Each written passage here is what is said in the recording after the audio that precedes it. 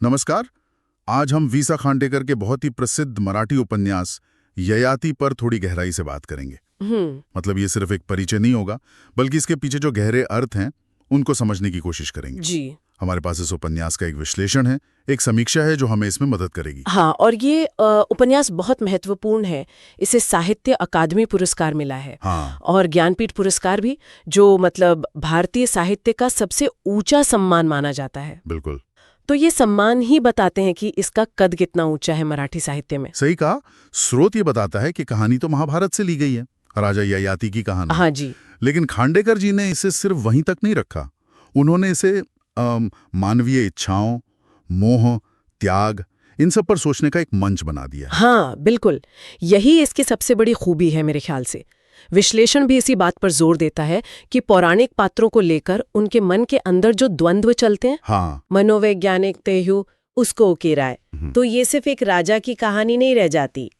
ये मनुष्य के अंदर जो हमेशा एक संघर्ष चलता रहता है ना, जी, भोग और त्याग का, हाँ, इच्छा और संतुष्टि का। हाँ, उसी का द्वंद्व है ये। तो कहानी का जो मुख्य बिंदु है वो राजा ययाति हैं, धी जो अपनी इच्छाओं में, खासकर वो यौवन और सुख भोगने की जो तीव्र इच्छा है, जी उसमें फंस जाते हैं। जी। और फिर वो नाटकीय मोड़ आता है जब उन्हें अपना यौवन खोना पड़ता है और वो अपने बेटे पौरव से उसका यौवन मांग लेते हैं। हाँ, और ये घटना सिर्फ कहानी का मोड़ नहीं है।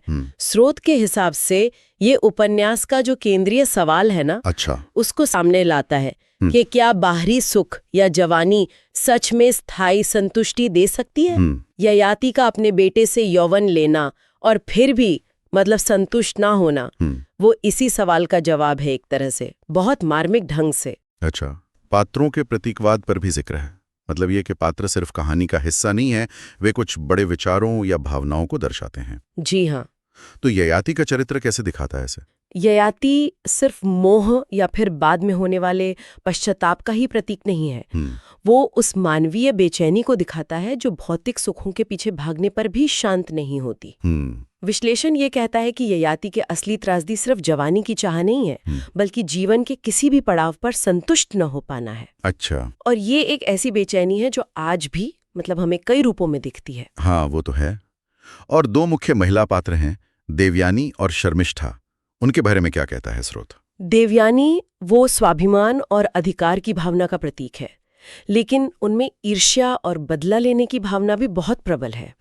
और दूसरी तरफ शर्मिष्ठा है, जो त्याग, प्रेम और जो सच है, यथार्थ है, उसे स्वीकार करने का प्रतीक है। अच्छा। उनका चरित्र ययाति के भोगवाद के एकदम विपरीत खड़ा दिखता है।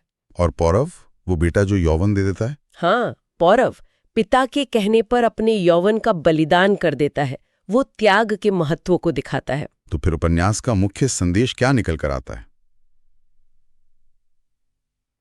क्या सिर्फ ये कि भोग बेकार है? नहीं, उससे ज्यादा गहरा है। एक स्तर पर तो ये जरूर है कि वासना या भौतिक सुख से स्थायी आनंद नहीं मिलता। हाँ, वो ये ययाति के अनुभव से साफ है। बिल्कुल, लेकिन साथ ही ये त्याग का महत्व, मानवीय भावनाओं की जो जटिलता है, लोभ, अहंकार, प्रेम, ईर्ष्या, इन सब को दिखाता है। और अंत में आत्मबोध की तरफ जो यात्रा होती है उसको भी। ययाति का अंत में सब छोड़कर संन्यास लेना, वो इसी आत्म खोज का प्रतीक है। खांडेकर जी की लेखन शैली की भी बात है। स्रोत कहता है भाषा साहित्यिक है, गहन है, पात्रों का मनोवैज्ञानिक विश्लेषण है। हाँ, खांडेकर जी की भाषा थोड़ी काव्यात्मक है, संस्कृतनिष्ठ मराठी है, जो किरदारों के मन की गहराइयों तक ले जाती है।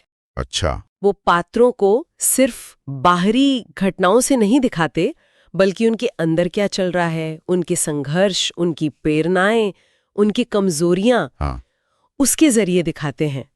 यही मनोवैज्ञानिक गहराई इसे क्लासिक बनाती है। समीक्षा में इसकी किन बातों की तारीफ की गई है? समीक्षा में मानवीय भावनाओं का जो सूक्ष्म और यथार्थवादी चित्रण है, कहानी का जो संदेश है, जो समय से परे है, कालातीत है, और आज के समय में भी ये कितना प्रासंगिक है, इसकी प्रशंसा है। अच्छा। ये कहा गया है कि पात्रों के जो द्वंद्व हैं वो आज भी हमें अपने आसपास और अपने अंदर भी देखने को मिलते हैं। हाँ, ये बात तो है। हालांकि ये भी माना गया है कि जो गहन साहित्यिक भाषा है वो शायद कुछ पाठकों के लिए थोड़ा चुनौती बन सकती है। ठीक है। और जिन्हें पौराणिक कथाओं में बहुत रुचि नहीं है, हाँ। उन्हें शायद ये कम आकर्षक लगे। तो कुल मिलाकर निष्कर्ष यह है कि ययाति सिर्फ एक पुरानी कहानी को दोबारा कहना नहीं है, नहीं, बिल्कुल नहीं।